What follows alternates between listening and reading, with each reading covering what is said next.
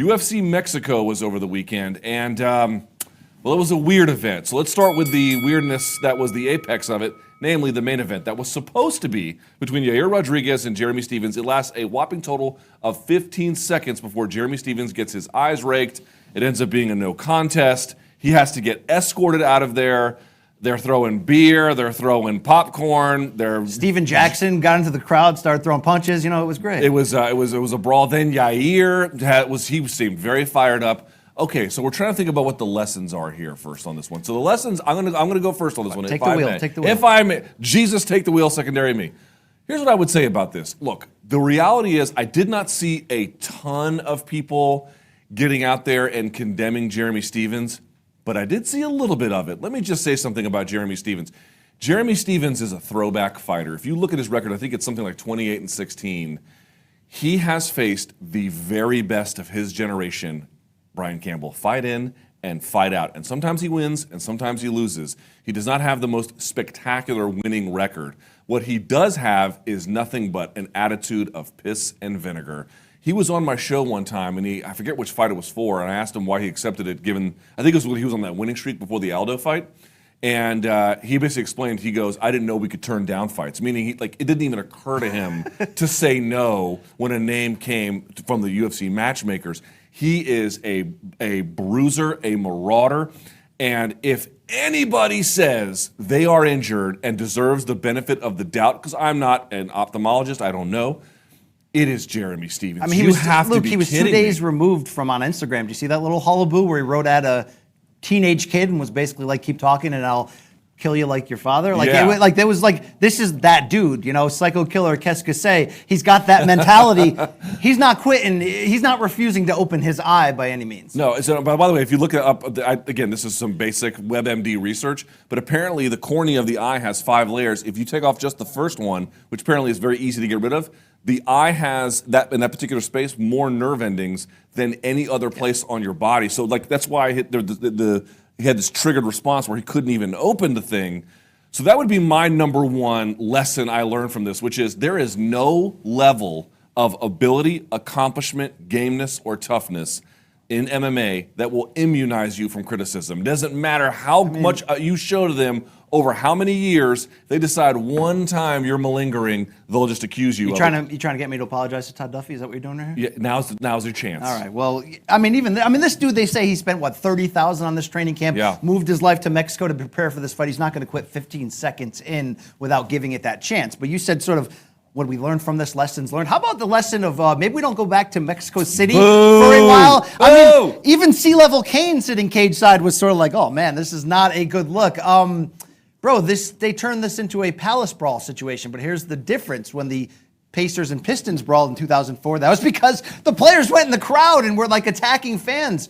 So what? In this case, you paid your money for this great fight that didn't happen. You had a pretty good card leading up to that fight. It gives you the right to just throw ish left and right. I mean, did you see the footage? Can we show Brendan Fitzgerald, the UFC announcer, ducking for cover? I mean, that was a little bit extreme right there. All right, that was a little much. Bisping on the can right there, but he got hit in the head. Everyone's getting hit, and just the disgrace of seeing Jeremy Stephens walk out with his team and security covering his head, people throwing punches to the back of his head, beers flying, ice cubes, hot dogs, whatever. Well, I wouldn't have minded that, but at some point, Luke, I'm gonna throw some hot dogs in your face. Here's the deal, though, Luke. I get it. You can be upset that the fight didn't happen, but how did it go from 0 to insanity when there wasn't this wasn't even like a Conor Habib brawl where the nationalistic emotions are so charged. This was just sort of like, oh, ho hum, Mitrione kicked the dude in the stick. I guess we got to end this fight. So here's what I would say to that. First of all, look, there's no way to look at what the Mexican fan base did there and say anything other than it's reprehensible.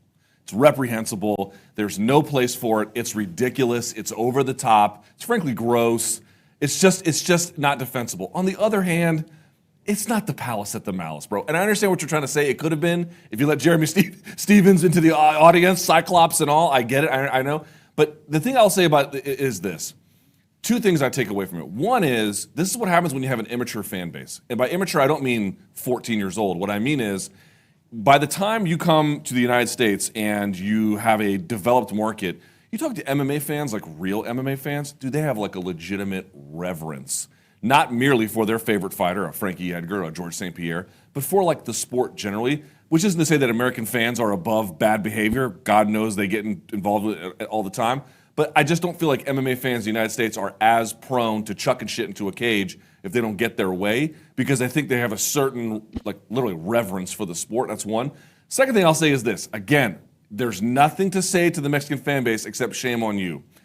On the other hand, if you watch soccer, that wasn't shit, honestly, compared to what soccer fans have to go through. By the way, understand something about the soccer fan base here in the United States and in Mexico. They'll throw bags of piss at them at La Azteca. Right, but that's like saying, well, you ever been in jail? You can't compare it to that. I mean, understand. come on, I understand. I see there is enough room to say what they did was reprehensible without saying it was murder, because it wasn't really murder. Well, it's like, who are they mad at? Do you think that was complete? Because by looking at it as a whole, it looks like, oh, they're pissed at Jeremy Stevens. They think he quit. They think he ruined their time. They think he inevitably stole money from them. They didn't get the main event they wanted. They didn't get a chance to cheer on Yair. But that wasn't really what I saw. What I saw was a crowd that really began to turn ugly at the end of the co-main event when Carla Esparza gets that very close decision over Alexa Grasso, who's from Mexico. By the way, Esparza is also Mexican-American, by the way, so it's not like it's that one-sided on there, but they seemed very upset by that decision. You saw a foul mood in the air, booing her, and it almost seemed like by the time that main event happened, we wanted lust, we wanted blood, we were lusting for blood. We want lust too, but we're lusting for blood in this case.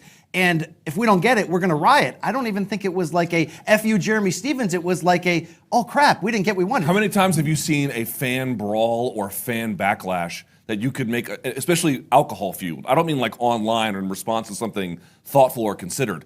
We're talking about they were chucking beer. By the way, a lot of places in the rest of the world, like you go to a soccer game in England or where I've been in South America, you can't even drink at the games. They allowed you to drink at this place, which, by the way, you're just going to heighten the irrationality. You're expecting a rational response from an inherently irrational situation.